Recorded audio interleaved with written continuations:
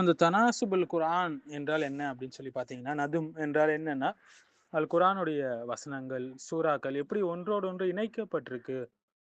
குரானுடைய உள்கட்டமைப்பு ஸ்ட்ரக்சர் ஆகட்டும், அதனுடைய ஃப்ளோ ஆகட்டும், அதனுடைய தீம் மெசேஜ் ஆகட்டும். இந்த கருத்தை வந்து நெறைய முன் சென்ற உலமாக்களும் பேசியிருக்கிறாங்க. ஜலாலுதீன் சுயூத்திலாம் இத பத்தி நெறையவே பேசியிருக்கிறாங்க. மாடர்ன் ஆடியன்ஸ்க்கு குரானை கனெக்ட் பண்றதுக்கு இந்த லாஜிக்கல் ஸ்ட்ரக்சர், ஃப்ளோ, தீம் எல்லாமே வந்து மாடர்ன்ல இப்ப இருக்கக்கூடிய காலத்துல மக்கள் அதிகமா விரும்பக்கூடிய விஷயமா இருக்கு. டக்குன்னு குரானோட கனெக்ட் ஆகுறதுக்கான ஒரு வழியா இருக்கு. குரான் வந்து ஒரு ரேண்டம் வேர்சஸ் கிடையாதுங்க. அது ஒரு மிகப்பெரிய ஸ்ட்ரக்சர்டு ஸ்பீச் என்பத இந்த தனாசுபுல் குரான் என்ற கலை நமக்கு காட்டும். குரானுடைய மிராக்கள் ஏஜாஸை காட்டுவதற்கு இந்த தனாசுபுல் குரான் ரொம்பவே உதவியா இருக்கு. ஒரு ஆயத் மற்ற ஆயத்தோட எப்படி டீப்பா கனெக்ட் ஆகுது, ஒரு சூறா முழுக்க ஒரே தீம் எப்படி பேசப்படுது, இதை கொண்டு அல்லாஹ்வுடைய பேச்சுடைய அழகை நம்ம புரிந்து கொள்ளலாம். மேலும் தப்சீரை எளிமையாக புரிந்து கொள்வதற்கும் இது வந்து டீப்பான இஃப்திலாஃப் ஃபிக்கு விஷயத்துல இது எல்லாத்தையுமே சிம்பிளாக நம்ம புரிஞ்சு கொள்ளலாம் இந்த விஷயங்களை வந்து. குர்ஆன்ல அதனுடைய அழகு அதன் ஸ்ட்ரக்சர்லையும் இருக்குங்க. ஆனால் அதனுடைய உண்மை விளக்கம் வந்து சலஃபுடைய வழியில ஃபஹம்ல நம்ம புரியும்போது அது இன்னும் ஒரு மெருகேற்றக்கூடியதாக, அழகு ஊட்டக்கூடியதாக இருக்கு. சில எக்ஸாம்பிள்ஸோட நம்ம புரிஞ்சு கொள்ளலாம் இந்த தனாசுபுல் குர்ஆன் என்பதை. சில எக்ஸாம்பிள்ஸ் பார்த்தா நம்மளுக்கு சரியா புரியுங்க. ஃபார் எக்ஸாம்பிள் சூரத்துல் ஃபாத்திஹா நீங்க பார்க்கலாம்.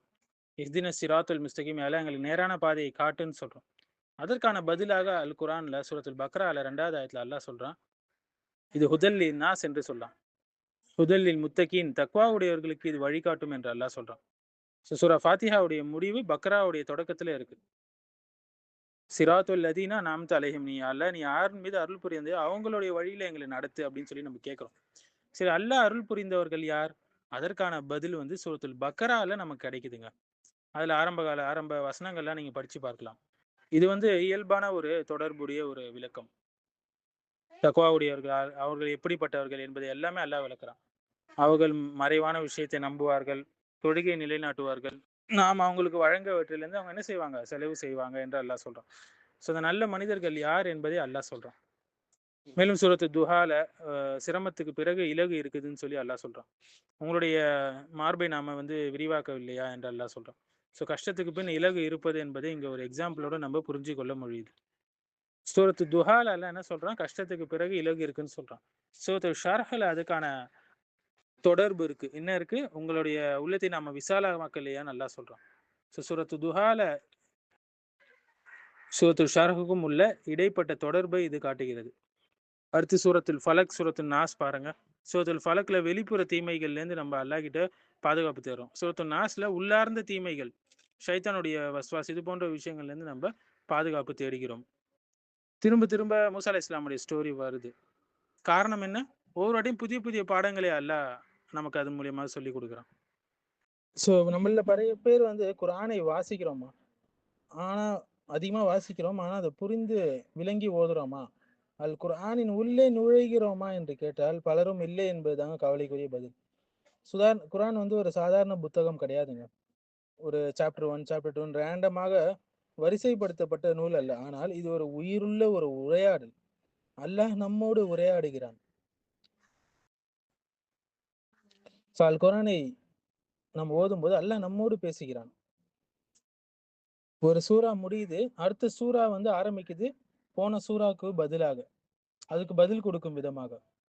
ஏன்னா நம்ம அல்லாஹ் கிட்ட கேட்கிறோம், அல்லாஹ் நீ நேரான பாதையை காட்டுங்க. உடனே அல்லாஹ் பதில் சொல்றான் பாருங்க. சூரத்துல் பக்ரால தாலிகல் கிதாப் லா ரைப ஃபீஹ் ஹுதல் லில் முத்தகீன். நம்ம கேட்டோம் இல்லைங்களா, உடனே அல்லாஹ் அதற்கு பதில் கொடுக்குறான். அதோ வழிகாட்டுதல் இருக்குப்பா, அல் குர்ஆனை வாசி. இதுதான் இந்த தனாசுபுல் குர்ஆன் என்பது. இது வந்து ஒரு ஃப்ளோ பிரேக் கிடையாது. அதே போல சூரத்து துஹா பாருங்க, நபி ஸல்லல்லாஹு அலைஹி வஸல்லம் சோகத்துல இருக்கிறாங்க, வஹி தாமதமாகுது சொல்லி. அல்லாஹ் சொல்றான், உங்கள் இறைவன் உங்களை விட்டு கைவிட்டு விடல. உடனே அதுக்கு அடுத்த சூறால அல்லாஹ் சொல்றான், அலம் நஷ்ரஹ் லக சத்ரக என்று சொல்லும், நாம் உங்களுடைய உள்ளத்தை விசாலமாக்கவில்லையா என்று கேட்கிறான். இது இப்போது என்ன, இது 2 சூறா கிடையாது, இது ஒரே ஆறுதலுடைய தொடர்ச்சி. ஒரு ஆயத் பார்க்கலாம் நீங்க, உங்களுக்கு வரக்கூடிய தண்டனையை பற்றி பேசணும். அதுக்கு அடுத்த ஆயத்து வந்து அல்லாஹ் மன்னிக்கணும், பேசணும். ஏன் அப்படி? அல்லாஹ் நம்மள உடைக்க விரும்பலங்க. அல்லாஹ் நம்மள வந்து பேலன்ஸ் பண்ண பார்க்குறோம். ஃபியர் ஹோப் என்று சொல்லுவாங்க இல்லைங்களா, பயம், அதே நேரத்தில் வந்து எதிர்பார்ப்பு, ரெண்டும் சேர்ந்து பிராணியமாக என்பது. சிலர் என்ன சொல்லுவாங்க, நான் பிஸி லைஃப்ல ரொம்ப செட்டில்ட் ஆகணும் அப்படின்லாம் சொல்லுவாங்க.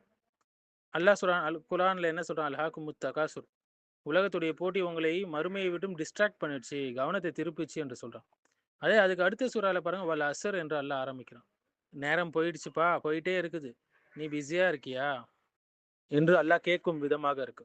சூரத்துல் காஃபிரூன்ல பாருங்க, உங்களுக்கு உங்களுடைய மார்க்கம், எனக்கு என்னுடைய மார்க்கம் என்று ஒரு போல்டு ஸ்டாண்ட் வந்து ரசூல்லா சொல்றாங்க. அதுக்கு அடுத்தது பாருங்க, இதா ஜா நஸ்ருல்லா, வெற்றி வந்து விட்டது என்று அல்லாஹ் அடுத்த வசனத்துல அதை நம்ம காட்டுகிறான்.